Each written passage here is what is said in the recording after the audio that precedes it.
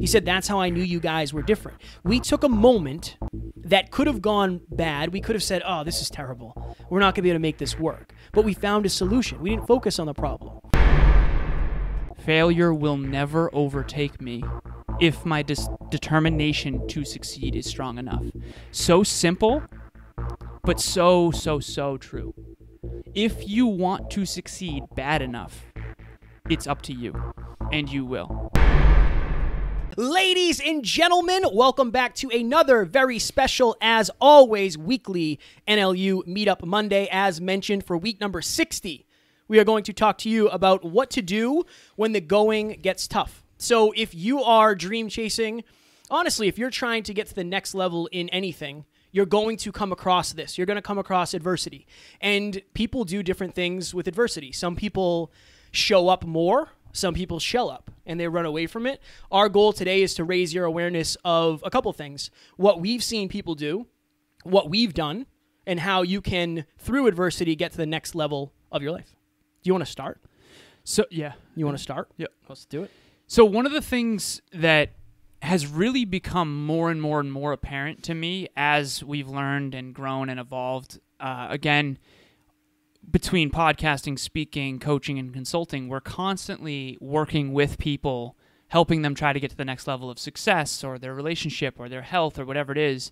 And there's one common denominator that is a little bit flying underneath the radar, to be honest, that's always kind of on my consciousness, and that is, what is someone's relationship to adversity? I think that when things go wrong, how do you react to that? Do you, like Kevin said, shell up and believe in yourself less, or do you let it drive you and motivate you? And so I've started saying this simple quote, and basically it's like, if you do not have a positive relationship with adversity, you most likely will not succeed at the highest level. Because when you're shooting for anything great, everything from an Olympic gold medal all the way down to, I want to make $100,000 this year, you're gonna basically hit adversity, family adversities, health challenges. That the one thing that we know for sure in this life is that adversities will come. There's not a single person out there watching or listening to this right now who hasn't hit tremendous adversity at one time or another. So it's not what happens to you, it's what you do about it. And if you have a bad relationship with adversity, have you ever met someone who thinks they have terrible luck, or someone who always plays the victim? And we have compassion for that, and we've been there too at times. What this keynote is going to talk about is, how do you stop being the victim and become the hero? How do you find the guides necessary to get to the next level? And what do you do when bad things do happen? What do you do when it gets tough? Because whether it's entrepreneurship, an intimate relationship, a marriage, anything, you're going to hit adversity, and what's going to matter is what you do about it. There's genuinely been times, and I'm definitely guilty of this, there's genuinely been times where I forget how blessed we are to be able to do what we love to do every day, because I'll be so overwhelmed. I'll be dealing with some form of adversity. I'll be feeling hopeless. I'll be feeling lost. It'll just feel like heavy. That's the best way to explain it. There's been a lot of heavy times in this journey. And when I'm feeling that, when I start to lose perspective, I think of this quote from a song. Don't forget how bad you wanted it before you had it all. Okay? We wanted to be full-time podcasters. We wanted to be full-time coaches. We wanted to be full-time speakers. I wanted all those things. Now that I have them, although there's adversity, although it's overwhelming, although it's difficult, I'm grateful for that, because this is what I wanted. And I still reflect, okay? We had people working on the roof. So we're on the 4th floor of our studio, and there's a roof that's 1 floor below us. And all of last week, there was people working on the roof. And last week in Mass, it was very, very hot. So I had times where I'd get here at 7 in the morning, I'd look outside and be, thinking to myself, yeah, I'm tired. Yes, this week has been very long, but 3 or 4 years ago, I might be doing that. And nothing against that. That's a great job, but it's just not what I want to do. I don't want to be working out in the hot sun. I've done that. I don't want to be crawling through attics. I've done that. So when I think to myself, don't forget how bad you wanted it, what I do is I reflect and I find perspective. Luckily for us, we have so many episodes to look back on, but I'll go on YouTube and I'll look back on when Alan and I were podcasting in his mom's basement, when we were podcasting in his sister's bedroom. I'll look back on when we didn't know at all what we were talking about, when it was laughably bad, when we didn't even do YouTube, right? There was 20-something episodes where we didn't do YouTube. I'll look back and I'll reflect to see how far we've come, because if you want to keep going, there's going to be adversity. And we face so much adversity to get to where we are, but I think sometimes we lose sight of where we actually are.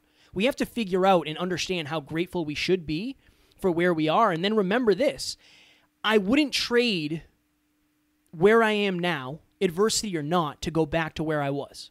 Alan and I were very successful, quote unquote, back in the day, but I would not trade the grind and the adversity and the uncertainty and the fear for that. This is so worth it, but sometimes you just need to find perspective and realize how far you've actually come, because Alan and I are guilty of forgetting that, and I think everybody is. Excuse me. Everybody is in some way, shape, or form. I choked on some water before. Alan made me laugh. So I kind of want to tell you guys a quick story that I think is somewhat indicative of the mentality we're talking here. You've heard people say, like, it's not what happens to you, it's your mindset. It's not what happens to you, it's what you do about it. And that's really what your relationship to adversity is, but I think it goes even deeper into your identity. So I was on the phone recently with one of the NLU team members, and I said, I think that some people have this idea deeply seated in their consciousness that life is supposed to be easy. And I think that it causes a lot of problems. And I think back to like my grandfather, when he was, I believe, 15, he lost both of his parents. He fought in the First World War. He worked all day, every day to put himself through night school. He worked 6 days a week, every week, and didn't question it. And I feel like we've somewhat lost that. Maybe it's technology, maybe it's microwaves, maybe it's all the conveniences that all of us have. And I'm guilty of that too, but the internet didn't exist back then. There was only radio. They didn't even have TVs. There was no like quick fix anything, really. There wasn't like anything quick. It was kind of like, and a lot of people farmed back then. It was basically hard work in for satisfaction out. And when it comes to your relationship to adversity, I think a lot of us have unconsciously developed a paradigm, a tendency to believe that life is supposed to be easy. And Kevin and I, growing up, we both didn't have fathers. And so if you know my story, my father passed away when I was 2 years old. So in one sense, I definitely, grew up in much pain and adversity with that. But in the other sense, it was a blessing too, and I'll try to explain this. I think from a very young age, I was no stranger to adversity. And I think it gave me a belief system that was really, really empowering, because what happens when someone believes in themselves a lot, has huge goals, and also has adversity? It's going to create tremendous amounts of strength. We all know when we go to the gym and we lift our muscles, right? And you do 13 curls with heavy weight, it's the 13th one, the one that hurts the most, that builds the most muscle, as long as you go rest and recover and it builds back the tears stronger. We get that. But what about that but physical, mental, emotional, and spiritual? So Kevin and I not having fathers actually in hindsight has become an advantage, because we're men who I think, again, were raised by women, and we have a new perspective that a lot of other guys don't really have. And we kind of see that now, even though at the time it was really, really, really challenging. And so this idea that your adversity is your advantage is so important to understand if you use it to your advantage, if you're resourceful, and if you believe in yourself. If you struggle with self-belief, adversity is going to feel a lot more challenging. But if you do have self-belief and you do have goals and dreams and you are future-oriented, you can actually use adversity to your advantage as an effort to innovate. So let me tell you a really quick story that kind of articulates this. So I was in the gym with Emilia. We go to the gym about 4 times a week together. And I left my gym bag in the gym on accident one day because I was just in flow and we were talking, and she got in her car. I closed the door for her. I got in my car. I drove off. And I got home and I'm like, oh crap, I forgot my gym bag at the gym. And I called the gym and I asked them if they could find it. They couldn't. And it ended up being in the Lost and Found. So it's like a week and a half later, and I finally find my bag in the Lost and Found, and everything's stolen out of it. Not everything, but most stuff. And literally the way that I reacted to that was apparently, and at the time I didn't know this, but Emilia later that week was basically like, I've never seen someone so okay with their stuff being stolen. And I said, to be honest, sweetheart, I'm the one who left my gym bag in the gym locker room. I would have been surprised if it wasn't stolen out of. And I know that sounds pessimistic, but let me try to go a little deeper. I don't expect things to just work out by default. I really don't. Maybe that's because of adversities I grew up in. I don't know. But I do believe in my own abilities to make them work out. So when a fast food restaurant gets my order wrong, or when I get a flat tire at 1 o'clock in the morning on my way home from the studio, or someone steals everything from my backpack, it doesn't really affect me much. I just kind of, okay, let me go buy my stuff. I rebought all my stuff on Amazon. Like, it is what it is. And Emilia in that moment telling me that was like, oh yeah, that's actually kind of cool. I didn't expect things to go perfectly. I didn't expect my bag to be pristine and not have the stuff stolen. Like, of course, right? There's young kids who probably steal, like whatever. It is what it is. And so this idea of having optimism on the macro, your future, be optimistic. For sure, believe in yourself. But on the micro, it's supposed to be challenging. It's supposed to be. And that doesn't mean you want to manifest challenges and look for everything that's wrong. No, it just means like, yeah, it's going to be tough. You want to buy a beautiful home? Like, you're going to have to landscape. You're going to have to like work with real estate agents. You're going to have to look at a bunch of different homes. It's supposed to be a little bit of a struggle. So this idea of wanting success without the struggle, I do think is a broken paradigm that technology has kind of created because everything seems so easy, right? We have one click, 2 days later, we have a thing. Our grandparents would have been like, wait, what? Like, I can literally talk to someone from Italy on WhatsApp, like right now in real time. My grandfather would have been like, what? Right? They had to work and earn every dollar, every day.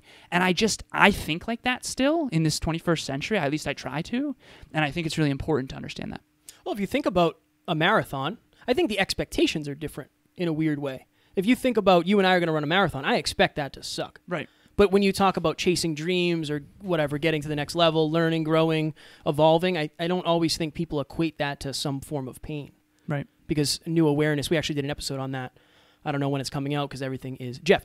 Sometimes your biggest strength is understanding your biggest weakness, especially when it comes to adversity and getting through the tough times and knowing what to do when the going gets tough. Why do I say that? Because often the reason things got tough is because our biggest weakness took over.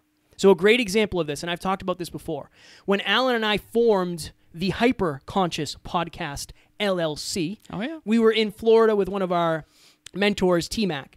And I remember Alan and I sitting down, and I said, Alan, I got to figure out a way to make this profitable because I love podcasting and I love what we're doing, but I got to find a way to make money. This is supposed to be a business. We have to find a way to make money. So I took what was a very, very perceived weakness at the time and learned how to do sales. I learned how to coach. I learned things. I realized that my biggest weakness was lack of awareness. So I talked to Alan about it. Now, Jenna on the team was my very, very first client. I started coaching Jenna for free, and then it ended up at like $50 a week, and I think it went up after that. But that came from necessity. That came from adversity. And now Alan and I have probably close to 50 clients. For me, most of that came from adversity. That's what I did when the going got tough. I went to Alan and said, hey, what do I do? I raised my awareness, and then I was able to strengthen my weaknesses. Other examples of this. For the first probably 300 episodes of the podcast, I did the audio editing. I did the video editing. I made the teaser clips. I did that stuff. That's all stuff that I had to teach myself. So one of my favorite stories, and Bianca called me out on this the other day when I messaged her on our story, but the first time I created a teaser clip, so those things that you see on our Instagram and our Facebook and LinkedIn, I created one that was 1 minute. It literally took me 16 hours. It took me 16 hours from YouTubing how to use Adobe Premiere. My laptop crashed twice. I had to buy a new laptop, and then I think I finished it the next day. And I was like, this is going to blow up. Like, this is going to be fire. We're going to go viral. And, here we are 1,500 posts later. But it was the going that got tough that forced me to learn that. And since I was able to learn that, fast forward 2 years, now we have an amazing team, Ron and Aaron, who do that stuff.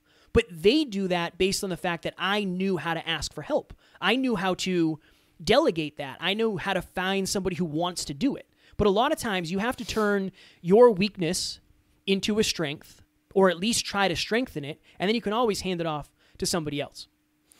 If you're out there watching or listening to this, if you are in front of a notebook, write down this quote. This is a quote that I've literally ever since I picked up, it's a book. It's called The Greatest Salesman in the World. It's not what you think. It's actually really valuable. Have you read it? Yeah, really, really valuable book. It's not just about sales.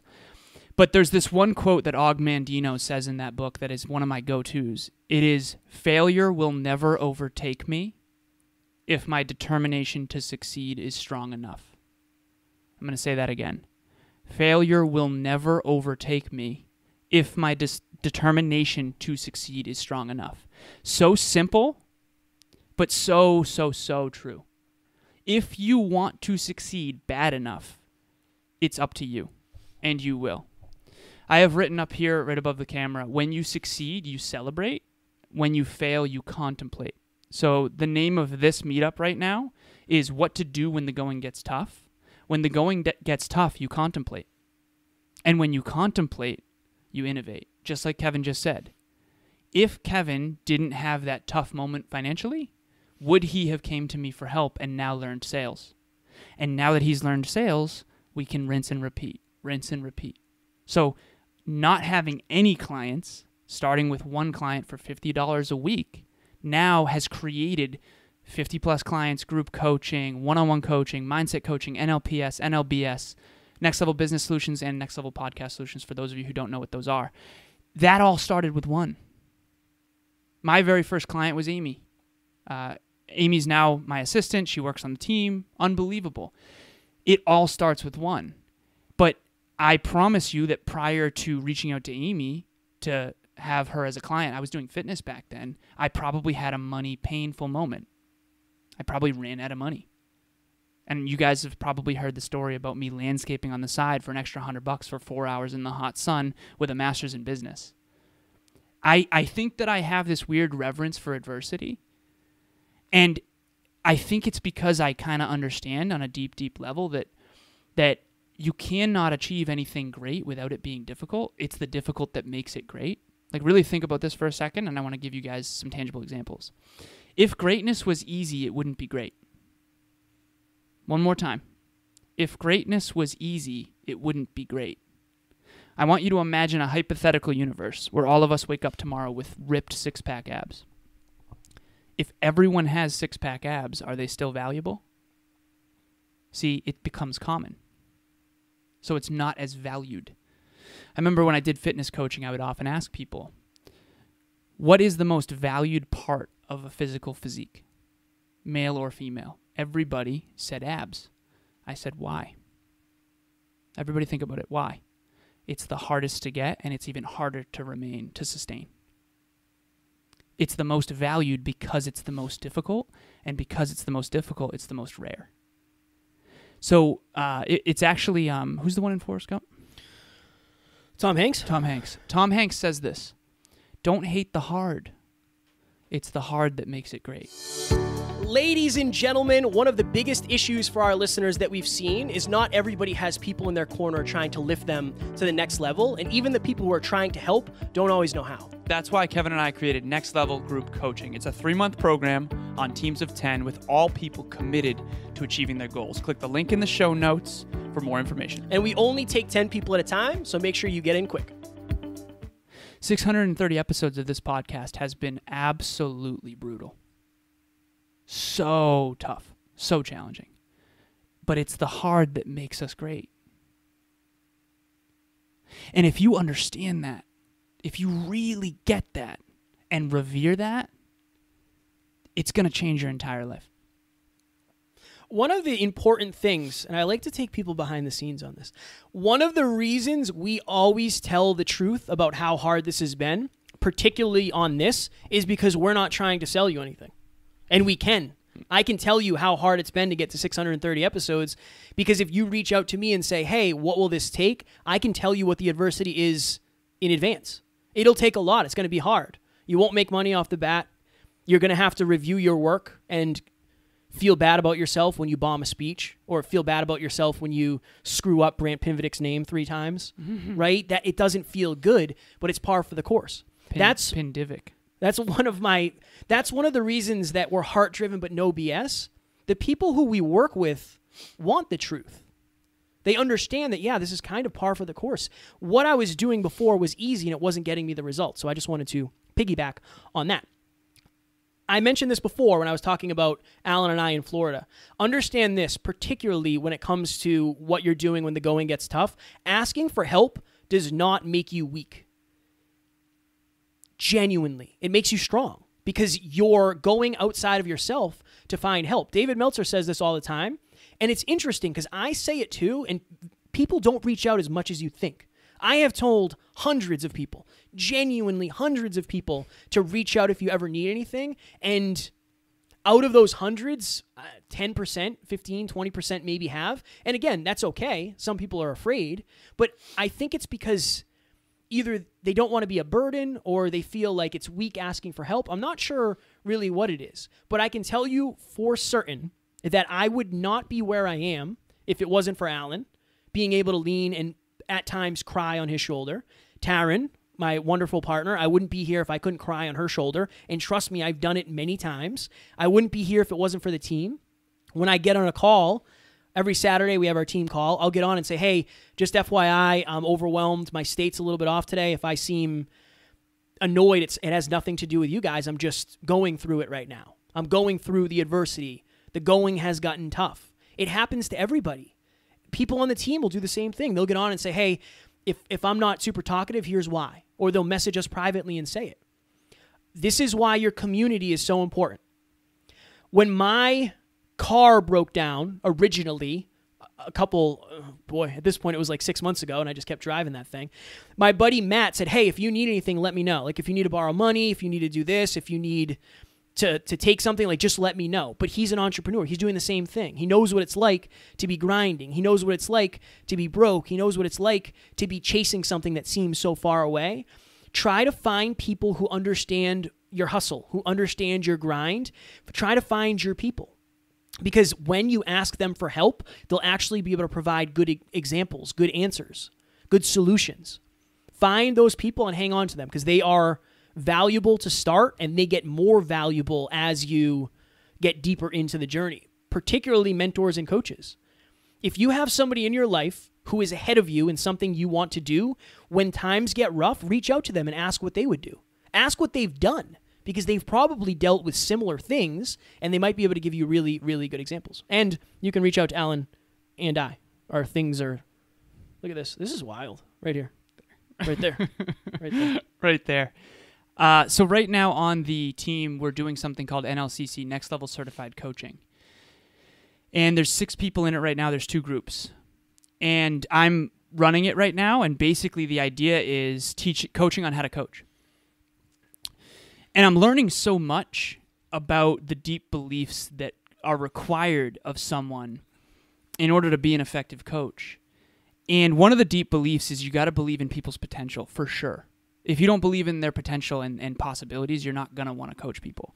But on top of that, you have to understand that it's not easy to coach people.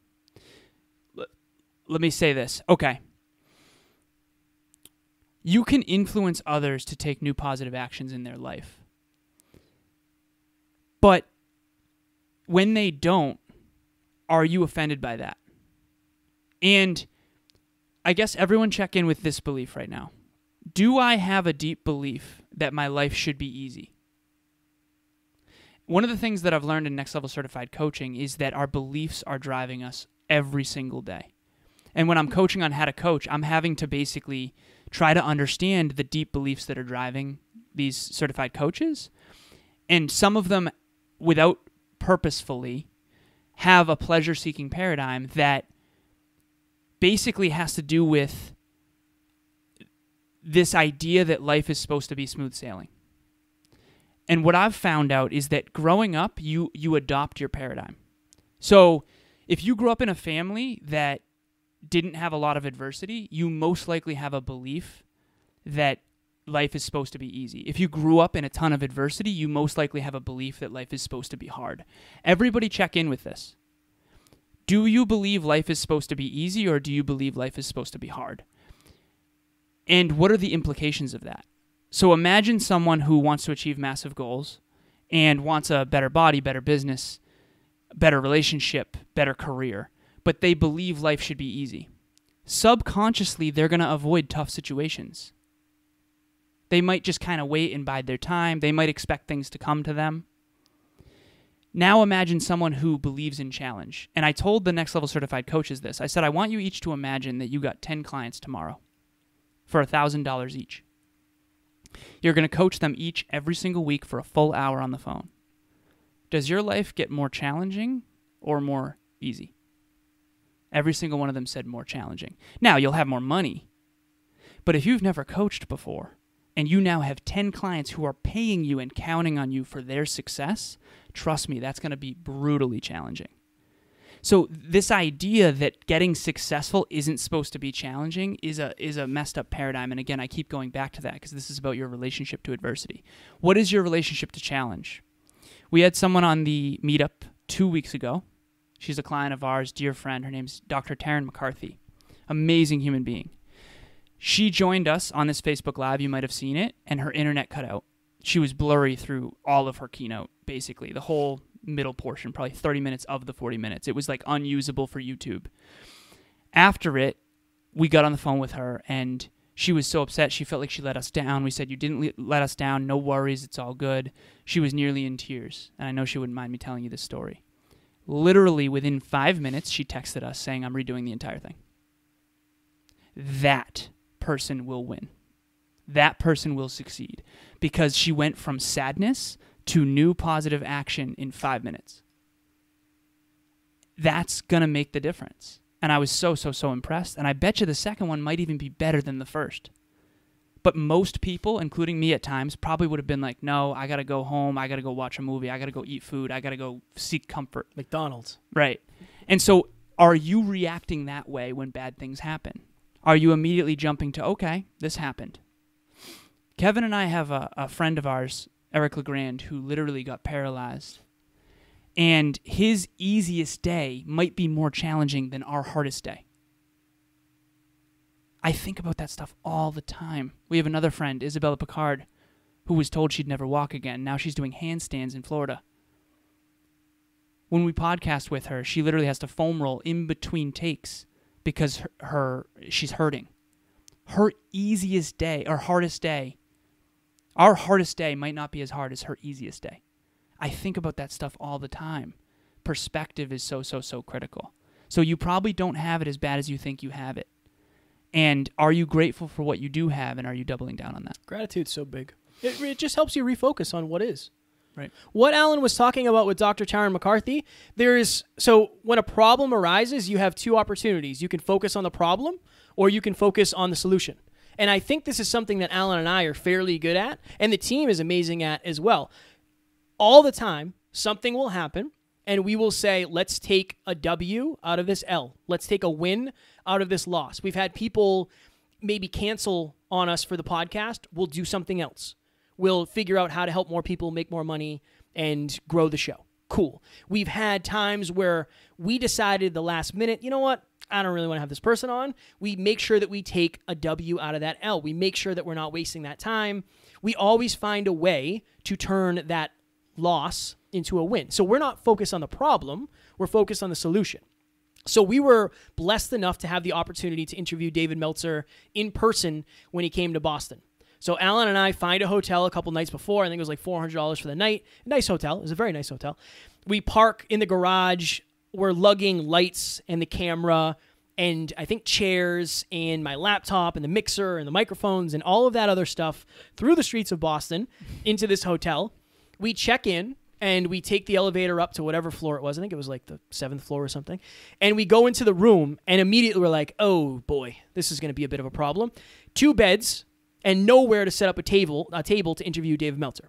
So we take one of the beds, and again, this is like a very nice hotel. We take one of the beds, we take it apart, we stack it on top of the other bed, we move the table, we set up the lights. I knocked one over, it shattered all over the carpet. Not ideal. No damage to the hotel room. No damage to the hotel room. We set up these microphones, we set up the mixer, the laptop, the camera. We didn't even have this camera back then. We had some cheaper cameras that T-Mac actually gave to us. So we didn't have this nice camera. When Dave got there, he looked around the room and said, oh my God, you guys are next level. Like, you guys took apart the room to make sure that we could have an interview. When we were on LinkedIn Live last week with Dave, he actually brought that up. He said, that's how I knew you guys were different. We took a moment that could have gone bad. We could have said, oh, this is terrible.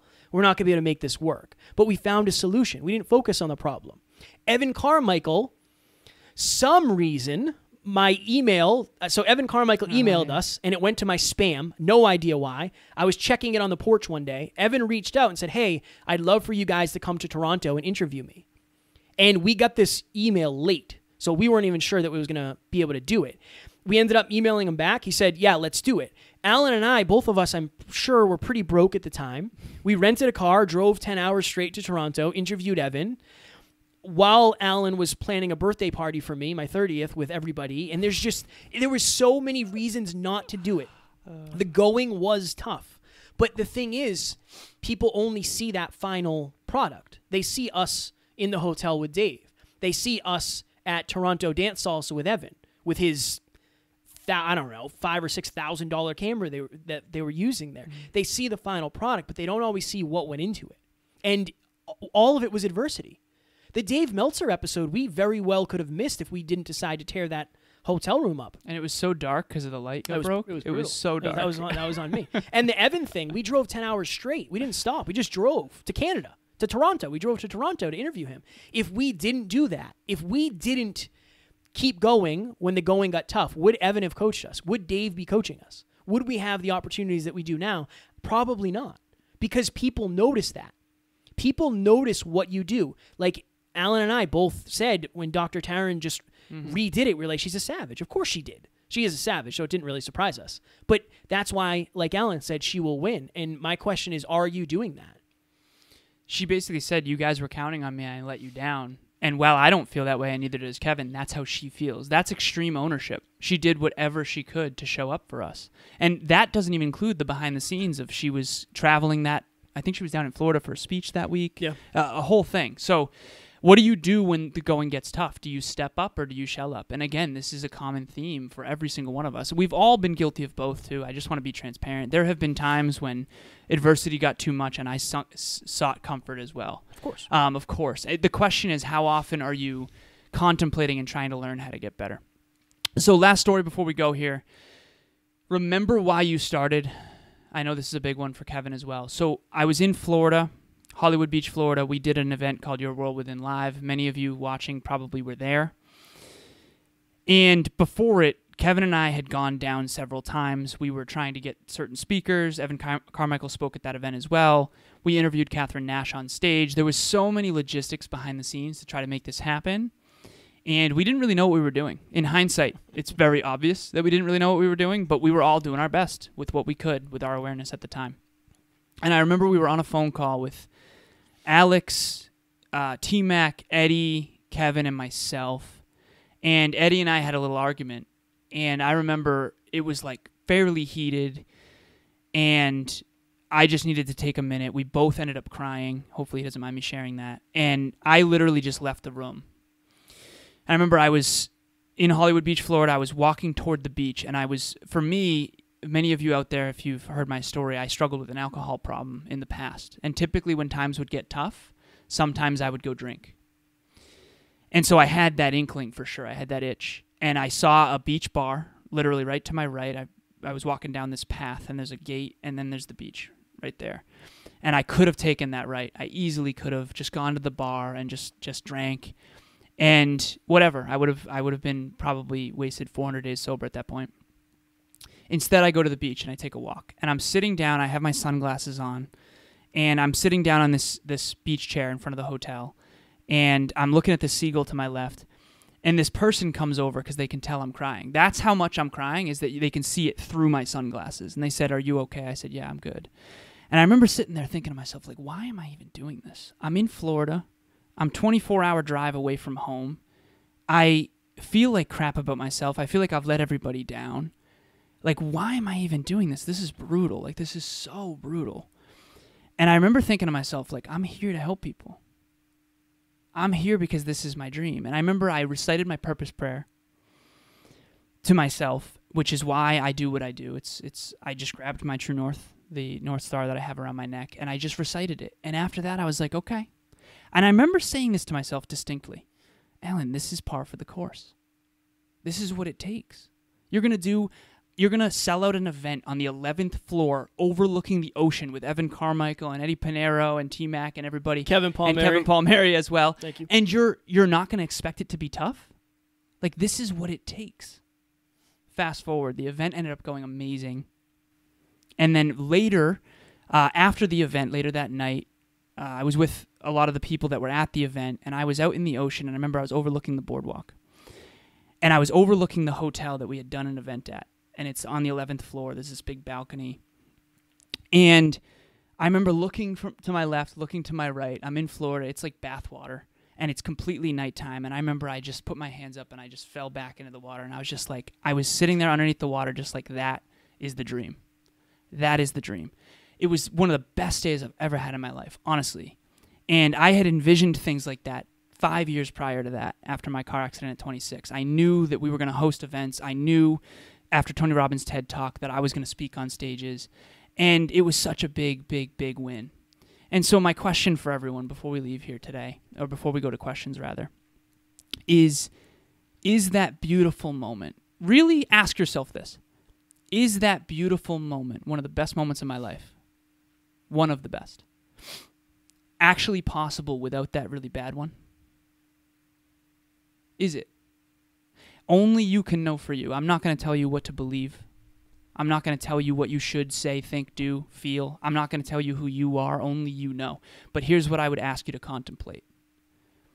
If you were to look back on your life and reflect on some of the most meaningful moments, I can promise you that if you really took a look, it would be after some of the greatest adversities.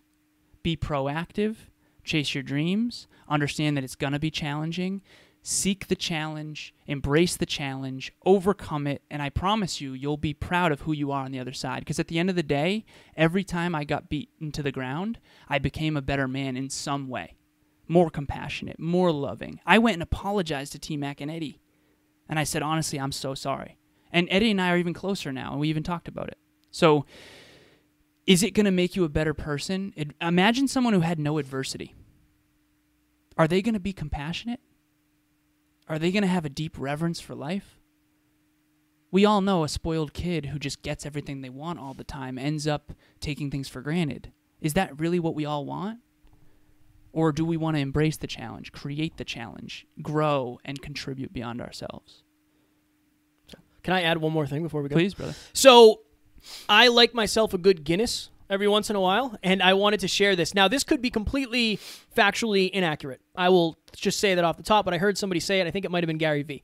So, if you've ever heard of the Guinness Book of World Records, most people don't know that the Guinness Beer Company made that. This is how the story goes. Back whenever they created it, sales were not doing so well. So they sat down and said, well, what can we create that will go into pubs that people can talk about? I believe they were trying to solve pub arguments. And the example they use is what is the fastest bird and whatever. I don't know what it is. I believe it's the peregrine falcon, actually, but you can Google that yourself. But oftentimes what will happen is pain will create you to be more resourceful, or it'll make you be more resourceful. That's what Guinness did, supposedly. So I just wanted to share that.